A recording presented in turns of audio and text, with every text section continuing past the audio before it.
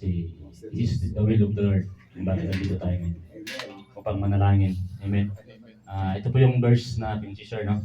Itong galing po sa Mark 11:24. Tayo po tumayo para po sa paggalang ng ating Panginoon. Ating pangbasahin in the count of 3. 1, 2, 3. Therefore I tell you, whatever you ask for in prayer, believe that you will receive it, and it will be yours. Amen. Hallelujah. Lord, salamat po Panginoon sa oras nito, Lord.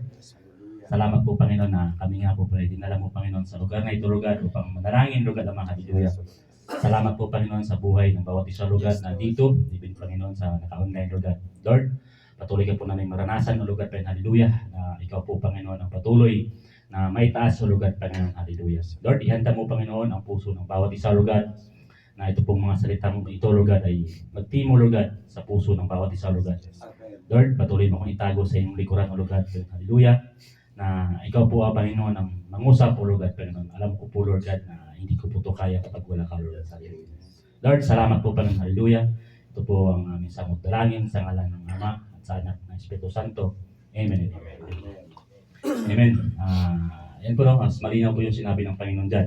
Sabi niya dyan, therefore I tell you, whatever you ask for in the prayer, believe that you have received it and it will be yours. Amen. Once na nanalangin po tayo mga kapatid, is i-claim na po natin na marireceive natin yun at ibibigay ng Lord. Amen. Tagalogin ko nga lang. It will be yours. Ano mang, ano yan? Sabi. Therefore, kung sa gayon, sinasabi ko sa iyo, ano man ang iyong hilingin sa panalangin. Kaya tandaan ninyo, ano man ang hilingin ninyo sa Diyos sa panalangin, manampalataya kayo na natanggap na ninyo ito at matatanggap nga ninyo. Amen. Yung nga sabi ng Panginoon, di ba? Pag nanalangin tayo, isiklin po natin na marireceive natin yung anumang pinagpanalangin natin. Bago po tayo lalapit sa Panginoon at magpasalamat sa Kanya, is tayo po yung papakumbaba. Tayo po yung magpapalinis. Patawarin po natin yung mga taong nagkasala sa atin.